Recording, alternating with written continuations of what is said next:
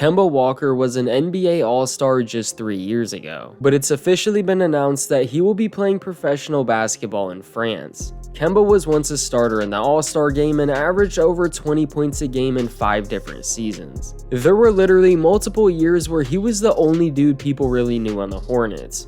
And although he's not in the NBA anymore, his move to France could actually end up better than anyone thought. But before we talk about his future with the EuroLeague, we have to talk about what led up to this point. Kemba's time with the Hornets goes underappreciated because they never made it out of the first round of the playoffs. However, that doesn't change the effect he had on Charlotte.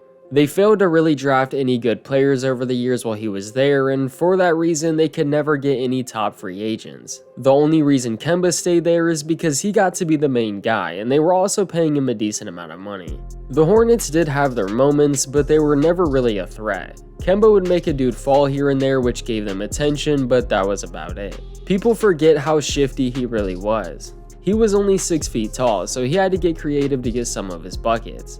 He could blow by you and get to the rim or do some type of move to get an open shot, which a lot of people ended up on the wrong side of. Throughout his 8 seasons with the Hornets, he averaged 19.8 points, 3.8 rebounds, and 5.5 assists. Those numbers are also heavily held down by his first years of his career. Kemba averaged over 20 points a game for his whole second contract, which was all while coming back from a knee surgery that fixed his torn meniscus. Then for his contract year, he averaged over 25 points and 6 assists a game while literally playing all 82 games.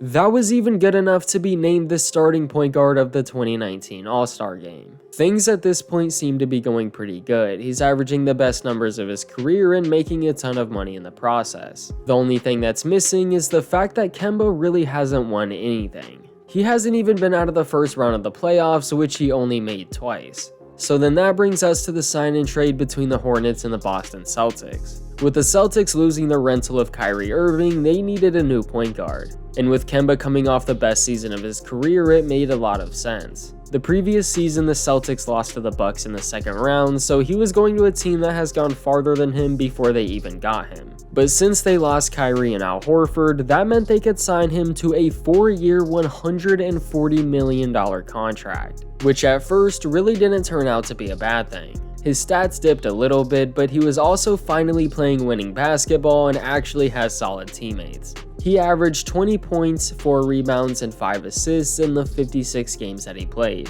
But it was the same season the NBA shut down, so that's gotta come into play a little bit too. He even had his first win over LeBron after starting his career 0-28 against him. Imagine playing someone 28 times in a row to start your career and losing to him every single time. By loss like 15, the Hornets had to have just accepted it. Anyways, the Celtics would go on to the Eastern Conference Finals in the bubble before losing to Jimmy Butler's Miami Heat. However, they did sweep the Sixers and beat Toronto in 6. Kemba played really well for the starting point guard of a brand new team.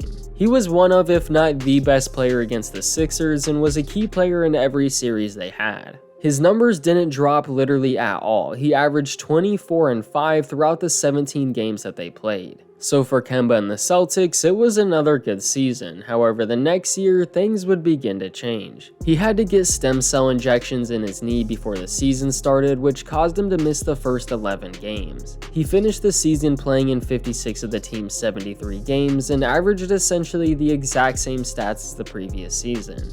When he was on the floor, he was really good, but throughout the season, he was missing more and more games. By the end of the season and the playoffs, he was missing more games than he was playing.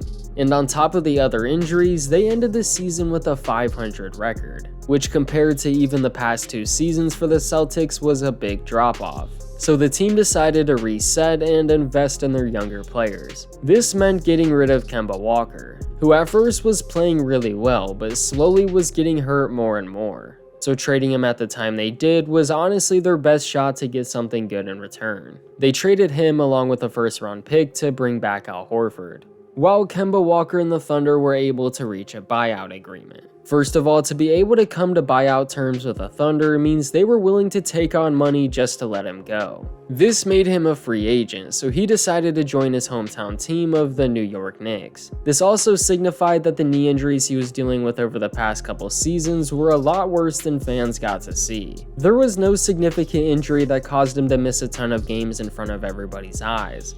Rather, he slowly missed more and more games throughout his career and mostly dealt with it behind the scenes. But the Knicks decided to sign him to a one-year $9 million deal. He started out pretty decent as the team's starting point guard, but slowly got worse and worse. He was actually able to play in these games, but he just wasn't the same. Combine that with the sometimes ugly Knicks offense, it just didn't look good.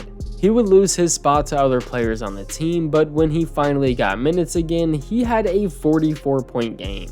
He averaged over 30 points a game in his first 3 games back, but really wasn't able to replicate it. With the focus on the team constantly changing and Kemba still dealing with injuries behind the scenes, it wasn't looking good. He averaged just 11 points and 3.5 assists a game, which is a major drop-off from his previous seasons. After the year, Dallas would sign him to the minimum, giving him his final shot to stay in the NBA. But he would only get to play in 8 games before the Mavericks decided to cut him. He had a 32-point game when given a ton of minutes against Cleveland, but dealing with his injury and putting on the same performances he used to just wasn't going to happen.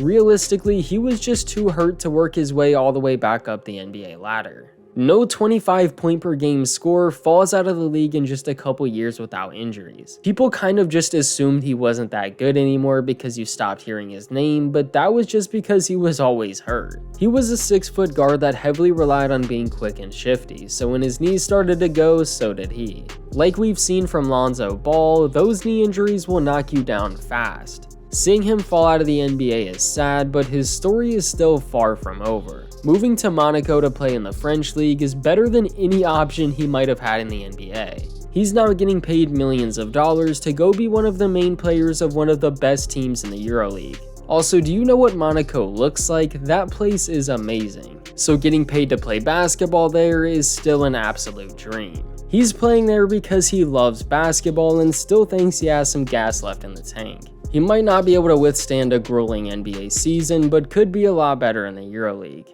I'm extremely close to 1,000 subscribers, so please leave a like on the video and subscribe to the channel for more basketball content just like this.